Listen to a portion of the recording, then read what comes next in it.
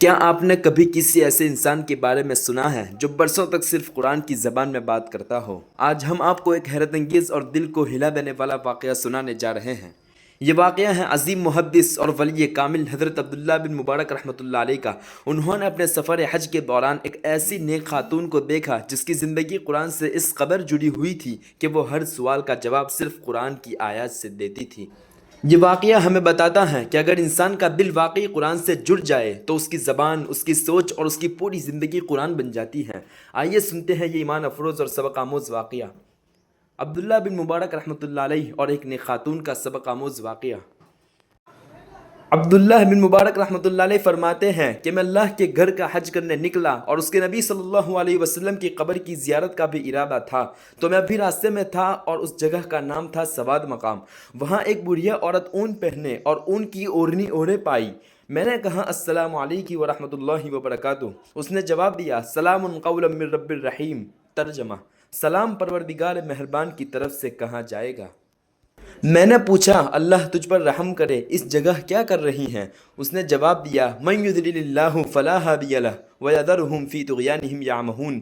ترجمہ: جس کو اللہ گمراہ کر دے اس کو کوئی راہ دکھانے والا نہیں، اور اللہ ان کو چھوڑ دیتا ہے ان کی سرکشی میں کہ وہ سرگردہ پھرتے رہیں۔ تو میں سمجھ گیا کہ وہ راستہ گم کر بیٹھی ہیں، تو میں نے پوچھا کہاں جانے کا ارادہ ہے؟ اس نے جواب دیا سبحان الذی اسری بعبدہ لیلا من المسجد الحرام الی المسجد الاقصی الذی بارکنا حولہ لنریہ من آیاتنا انہ هو السمیع البصیر۔ وہ ذات پاک ہیں جو بندے کو مسجد حرام یعنی خانہ کعبہ سے مسجد اقصی تک جس کے گردا گرد ہم نے برکتیں رکھی ہیں لے گیا تاکہ ہم اسے اپنی قدرت کی نشانیاں دکھائیں۔ بے شک وہ سننے والا اور دیکھنے والا ہے۔ تو مجھے معلوم ہو گیا کہ وہ بیت المقدس جانے کا ارادہ رکھتی ہیں۔ پھر میں نے پوچھا کتنے عرصے سے یہاں ہو آپ؟ تو اس نے کہا قال رب اجعل لی آیہ قال آیتک الا تکلم الناس ثلاث لیال سویا۔ ترجمہ: کہا کہ پروردگار میرے لیے کوئی نشانی مقرر فرما۔ فرمایا نشانی یہ ہے کہ تم صحیح سالم ہو کر 3 رات دن لوگوں سے بات نہ کر سکو گے۔ پھر میں نے پوچھا کس چیز کے ساتھ وضو کرتی ہو؟ اس نے جواب دیا یا ایھا الذین آمنوا لا تقربوا الصلاة وانتم سکارى حتى تعلموا ما تقولون ولا جنبا الا عابر سبیل حتى تغتسلوا وان کنتم مرضى او على سفر او جاء احد منكم من الغائط او لامستم النساء فلم تجدوا ماء فتيمموا صعيدا طيبا فامسحوا بوجوهكم وايديكم ان الله كان عفوا غفورا۔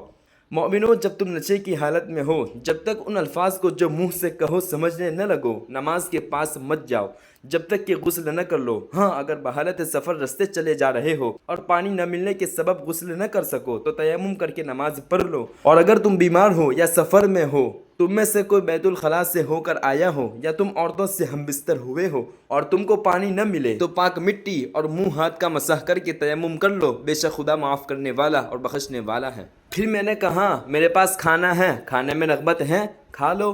اس نے کہا احل لکم لیلۃ الصیام الرفث الی نسائکم ہن لباس لکم وانتم لباس لہن علم اللہ انکم کنتم تختانون انفسکم فتاب علیکم وعفا عنکم فالآن باشروہن وابتغوا ما کتب اللہ لکم وکلوا واشربوا حتی یتبین لکم الخیط الابیض من الخیط الاسود من الفجر ثم اتموا الصیام الی اللیل ولا تباشروہن وانتم عاکفون فی المساجد تلک حدود اللہ فلا تقربوها کذلک یبین اللہ آیاتہ للناس لعلہم یتقون۔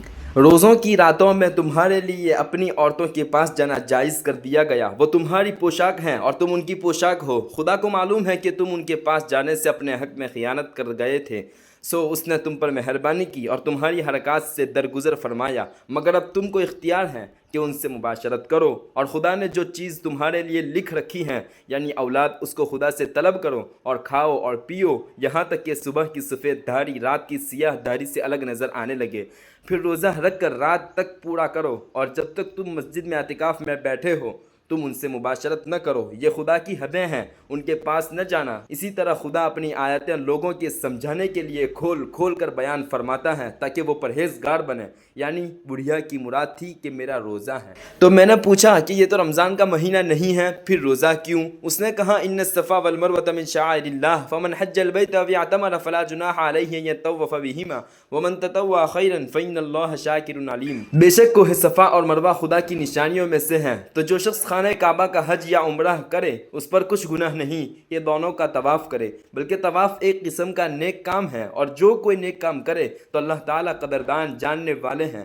یعنی میرا نفلی روزہ ہے۔ تو میں نے کہا سفر میں تو روزہ فرض بھی نہ رکھنا جائز ہے، یہ تو پھر بھی نفلی ہیں۔ اس نے جواب دیا ایام معدودات فمن کان منکم مریضا او علی سفر فعدۃ من ایام اخر وعلی الذین یطیقونہ فدیۃ طعام مسکین فمن تطوع خیرا فہو خیر لہ وان تصوموا خیر لکم ان کنتم تعلمون۔ روزوں کے دن گنتی کے چند دن ہیں، تو جو شخص تم میں سے بیمار ہو یا سفر میں ہو دوسرے دنوں میں روزوں کا شمار پورا کر لے، اور جو لوگ روزہ رکھنے کی طاقت نہ رکھیں تو وہ روزے کے بدلے محتاج کو کھانا کھلایا کریں، اور جو کوئی شوق سے نیکی کرے تو اس کے حق میں زیادہ اچھا ہے، اور اگر سمجھو تو روزہ رکھنا ہی تمہارے لیے بہتر ہے۔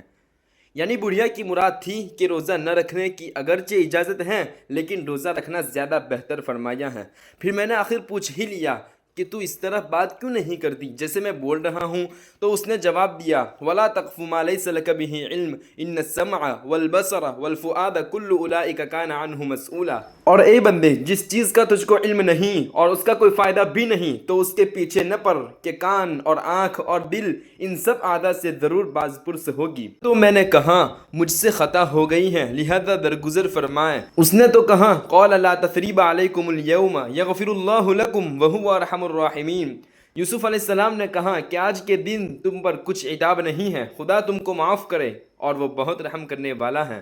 پھر میں نے کہا کیا تجھے ضرورت ہے کہ میں تجھ کو اپنی اس اونٹنی پر سوار کر کے تیرے قافلے تک پہنچا دوں؟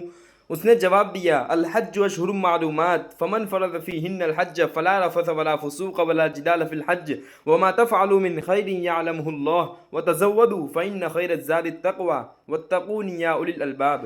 حج کے مہینے معین ہیں جو معلوم ہیں، تو جو شخص ان مہینوں میں حج کی نیت کرے تو حج کے دنوں میں نہ عورتوں سے اختلاط کرے اور نہ کوئی برا کام کرے اور نہ کسی سے جھگڑے، اور جو نیک کام تم کرو گے وہ خدا کو معلوم ہو جائے گا، اور زاد راہ یعنی راستے کا خرچ پانی ساتھ لے جاؤ، کیونکہ بہتر فائدہ زاد راہ کا پرہیزگاری ہے، اور اے اہل عقل مجھ سے ڈرتے رہو۔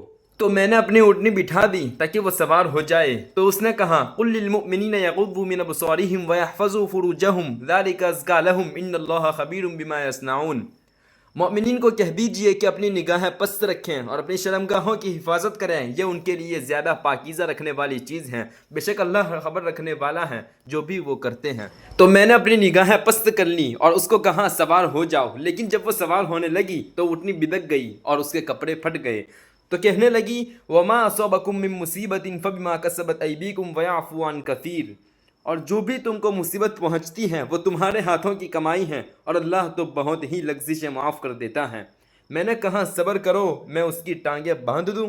تو اس نے کہا فَفَهَّمْنَاهَا سُلَيْمَانَ وَكُلًّا آتَيْنَا حُكْمًا وَعِلْمًا وَسَخَّرْنَا مَعَ دَاوُودَ الْجِبَالَ يُسَبِّحْنَ وَالطَّيْرَ وَكُنَّا فَاعِلِينَ۔ ہم نے وہ معاملہ سلیمان کو سمجھا دیا اور دونوں کو حکومت اور علم عطا کیا، اور داؤد کے ساتھ پہاڑوں اور پرندوں کو تابع بنا دیا کہ وہ پہاڑ اور پرندے تسبیح کرتے، اور یہ سب ہم ہی کرنے والے تھے۔ تو پھر میں نے اونٹنی کے پاؤں باندھے اور اس کو کہا سوار ہو جائیں۔ جب وہ سوار ہو گئی تو اس نے کہا لِتَسْتَوُوا عَلَى ظُهُورِهِ ثُمَّ تَذْكُرُوا نِعْمَةَ رَبِّكُمْ إِذَا اسْتَوَيْتُمْ عَلَيْهِ وَتَقُولُوا سُبْحَانَ الَّذِي سَخَّرَ لَنَا هَذَا وَمَا كُنَّا لَهُ مُقْرِنِينَ وَإِنَّا إِلَىٰ رَبِّنَا لَمُنقَلِبُونَ۔ تاکہ تم ان کی پیٹھ پر چڑھ بیٹھو، اور جب اس پر بیٹھ جاؤ پھر اپنے پروردگار کے احسان کو یاد کرو اور کہو کہ وہ ذات پاک ہیں جس نے اس کو ہمارے زیر فرما کر دیا، اور ہم میں طاقت نہ تھی اس کو بس میں کر لیتے، اور ہم اپنے پروردگار کی طرف لوٹ کر جانے والے ہیں۔ تو پھر میں نے اونٹنی کی مہار تھامی اور تیز چلنے لگا، اور تیز آواز حدی گاتا جا رہا تھا۔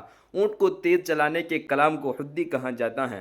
تو اس نے کہا وَاقْصِدْ فِي مَشْيِكَ وَاغْضُضْ مِن صَوْتِكَ إِنَّ أَنكَرَ الْأَصْوَاتِ لَصَوْتُ الْحَمِيرِ۔ اور اپنی چال میں اعتدال کیے رہ، اور بولتے وقت آواز پست رکھ، کیونکہ اونچی آواز گدھوں کی سی ہے، اور کچھ نہیں کہ سب سے بری آواز گدھوں کی ہے۔ تو پھر میں لگام تھامے آہستہ آہستہ چلنے لگا اور اشعار میں گنگناتا رہا۔ تو پھر اس نے کہا ان ربک یعلم انک تقوم ادنی من ثلثی اللیل ونصفہ وثلثہ وطائفۃ من الذین معک واللہ یقدر اللیل والنہار علم ان لن تحصوه فتاب علیکم فاقرؤوا ما تیسر من القرآن علم ان سیکون منکم مرضى وآخرون یضربون فی الارض یبتغون من فضل اللہ وآخرون یقاتلون فی سبیل اللہ فاقرؤوا ما تیسر منہ واقیموا الصلاة وآتوا الزکاة واقرضوا اللہ قرضا حسنا وما تقدموا لانفسکم انفسکم من خیر تجدوہ عند اللہ هو خیرا واعظم اجرا واستغفروا اللہ ان اللہ غفور رحیم۔ تمہارا پروردگار خوب جانتا ہے کہ تم اور تمہارے ساتھ کے لوگ کبھی 2/3 رات کے قریب، کبھی آدھی رات اور کبھی تہائی رات کا قیام کرتے ہو، اور خدا تو رات اور دن کا اندازہ رکھتا ہے۔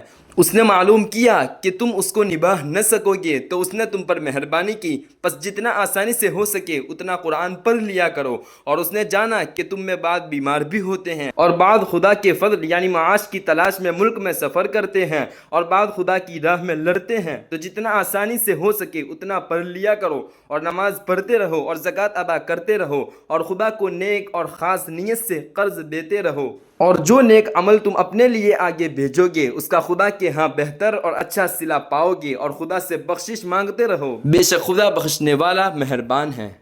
بڑھیا کی مراد تھی قرآن پڑھنا اشعار سے زیادہ بہتر ہے۔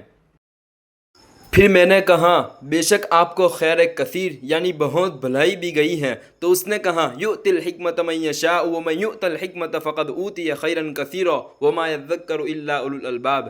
اللہ وہ جس کو چاہتا ہے دانائی بخشتا ہے، اور جس کو دانائی ملی بے شک اس کو بڑی نعمت ملی، اور نصیحت کو وہی لوگ قبول کرتے ہیں جو عقل مند ہیں۔ پھر جب میں نے اس کے ساتھ تھوڑا سا سفر کر لیا تو پوچھا کیا آپ کا شوہر ہے؟ تو اس نے کہا یا ایھا الذین آمنوا لا تسألوا عن اشیاء ان تبد لکم تسؤکم وان تسألوا عنها حین ینزل القرآن تبد لکم عفا اللہ عنها واللہ غفور حلیم۔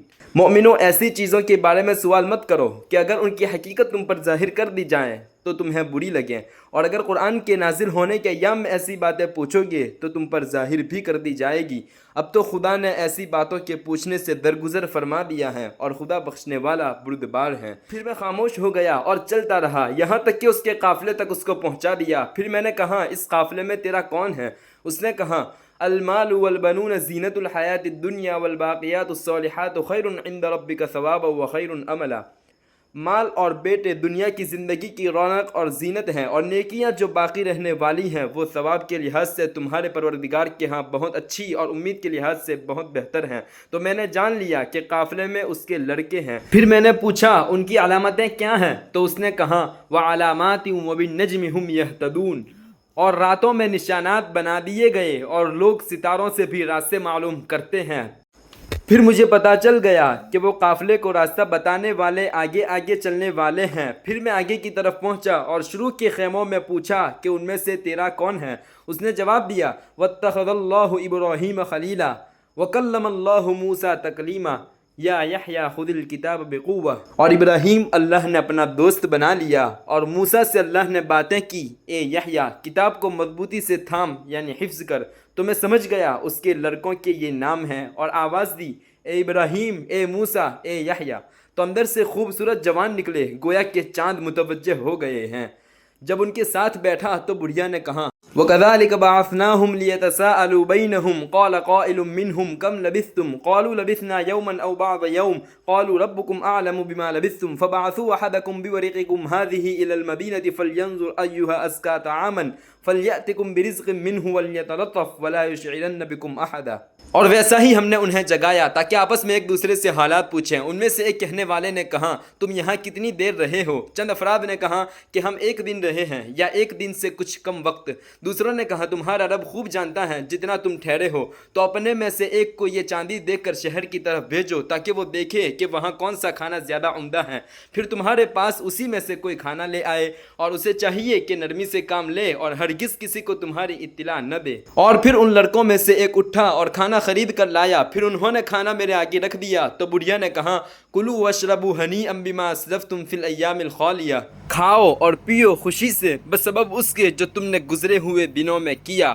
پھر میں نے کہا مجھ پر تمہارا کھانا حرام ہے یہاں تک کہ تم مجھے اس بڑھیا کی خبر دو۔ تو انہوں نے کہا کہ یہ ہماری ماں ہے، 40 سال سے قرآن کے علاوہ اور کچھ نہیں بولتی، اس خوف سے کہ کہیں لغزش زبان ہو جائے اور اس پر رحمان کی ناراضگی اتر پڑے، اور اللہ جو چاہے اس پر قادر ہے، اس کے لیے کیا مشکل ہے۔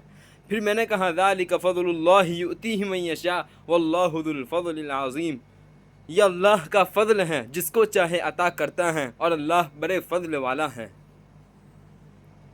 حاصل بے شک قرآن سے محبت کرنا ایک عظیم اور اعلیٰ کام ہے۔ زہ نصیب جسے قرآن کی حقیقی محبت نصیب ہو جائے یقیناً اس واقعے میں ہمارے لیے بہت سے سبق مضمر ہیں۔ اللہ تعالی ہمیں سمجھ عطا فرمائے، آمین یا رب العالمین۔